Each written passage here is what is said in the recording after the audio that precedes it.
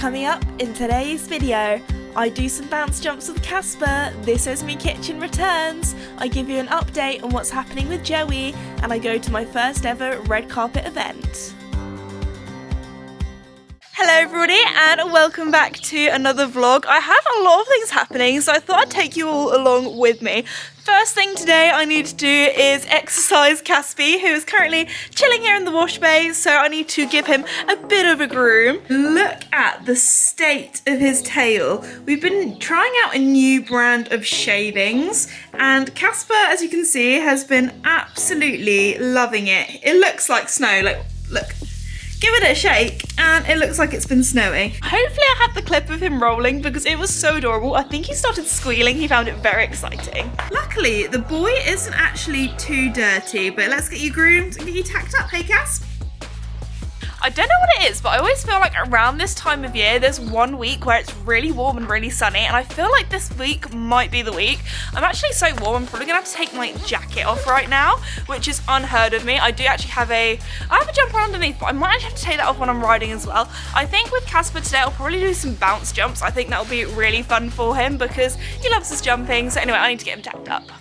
And the reality of owning horses, just as you think you're about to go and do something, there's some more work. And Casper's done that for me by doing a poo.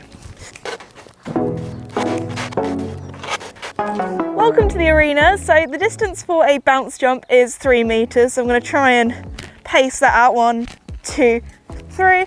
And then if I put my pole here, I know exactly where I need to put my jump stands. Focus on the lightning in your room. Rose golden. Baby, all I see is you. So I've had to give Casper a second groom because while setting up the bounce jumps, I thought, you know what, so he's not just hanging around in the wash bay, put him back in this nice clean stable. What he must have done is do a poo and then roll directly in it, because look at this stable stain on his bum. Casper, not good behaviour from him, so I'm gonna have to give him a second groom. I managed to brush off most of the shavings, but he's still got loads in his tail again. Oh, Casper, we're gonna give you a little sponge bath. That is still wet. Oh my goodness. Get me seeing stars, wide-eyed, out of style. Baby, got my heart overflowing. Baby, got my heart. Pull me close, yeah. Get me high every night. Get me seeing stars, wide-eyed, out of style. Baby, got my heart overflowing. Wild, love you wild, I love you wild.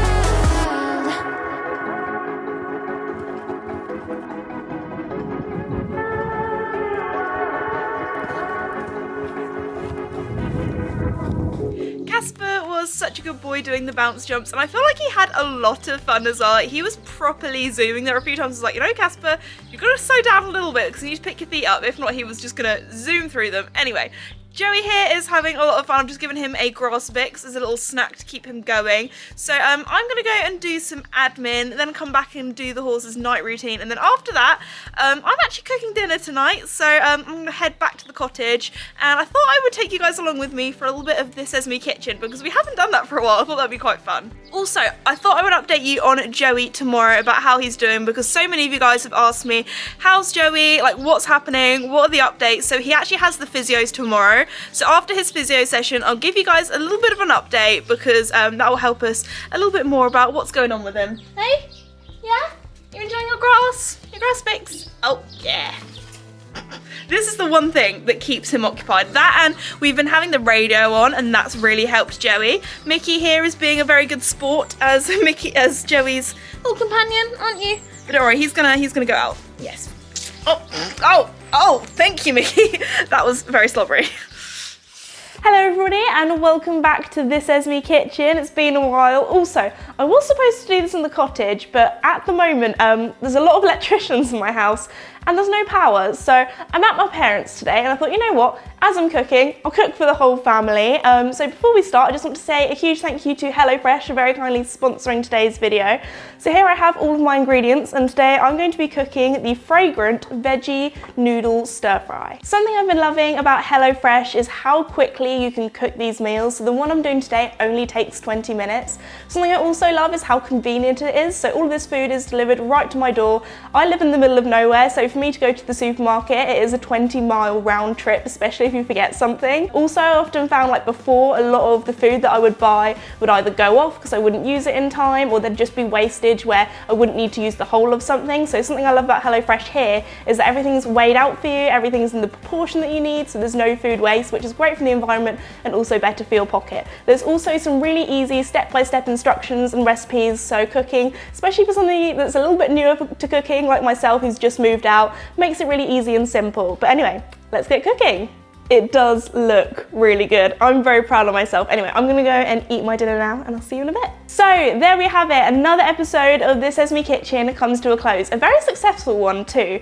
Also, HelloFresh have given me a discount code that I'm gonna put up on screen or in the description below if you wanna check it out. It's for 60% off your first box and 25% off the next 2 months. So now that's all done, I'm gonna go and do the washing up, and I'll see you guys tomorrow once Joey's had the physio. Bye.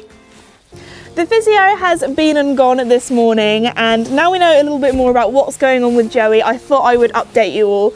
Just to remind you, I think it was 10 weeks ago now. 10 weeks is absolutely crazy that Joey had his injury, and when we did drive him, you know, to the vets, we weren't sure if we were going to be driving him back home again. So I'm just really grateful that Joey's here. So we're definitely at the stage where Joey has survived the accident. He's all right in that sort of sense. But the question that I keep getting asked is, will I ever be able to ride Joey again? So I thought I'd start off with what we've been doing with him. So after Christmas, he had his bandage taken off, and there was a little bit of swelling from his injuries after that was taken off. So that was a little bit worrying at first, but apparently that is quite normal. A lot of horses, if they've had a bandage on for a long time, the leg can swell a little bit. His wounds are looking really good. They've healed a lot better than we were ever expecting, especially one of them was in a place where when he walks, obviously the wound would move a little bit, and we were really worried about that one healing, but that has actually healed very nicely. So if you look at Joey kind of like, and his legs and things, you can just about tell there are a few areas where he's got a bit of scarring, but apart from that, he looks completely fine. Since he had his bandage taken off, Joey got the all clear from the vet for in-hand walking. So we started at 5 minutes. So for a week, we just did 5 minutes a day of in-hand walking, and then each week we've kind of upped it since then.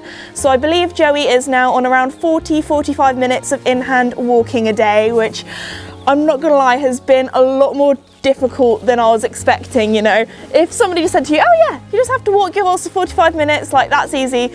It really hasn't been. The vets have prescribed Joey some Reliquin, and that has helped way more than I was expecting. Like at first I was like, oh, is it like a bit of a placebo effect that it calms him down?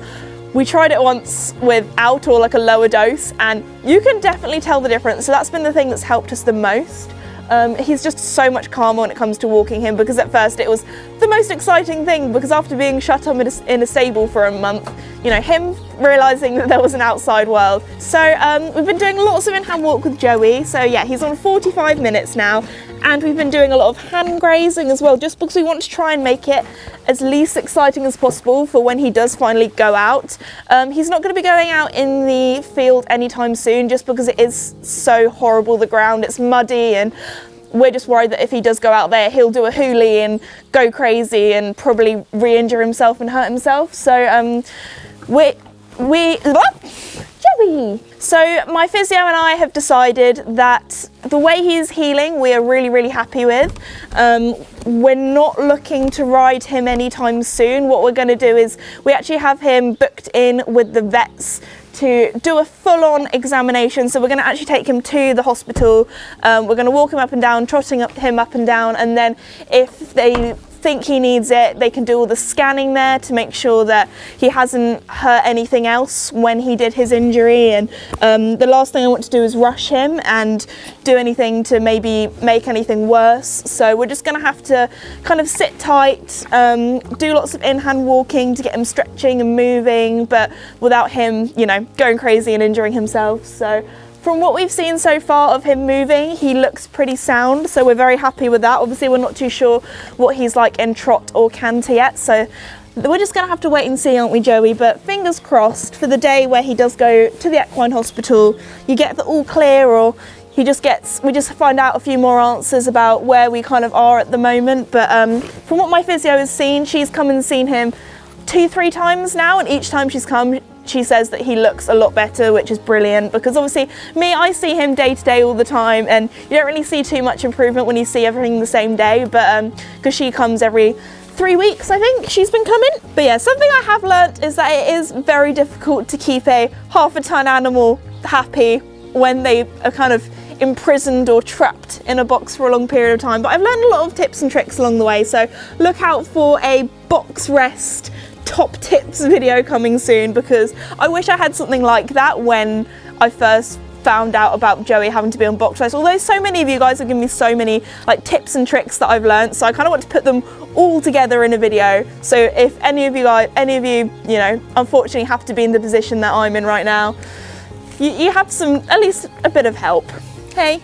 Because he gets bored enough as it is just in day-to-day life, let alone being trapped in a stable, hey?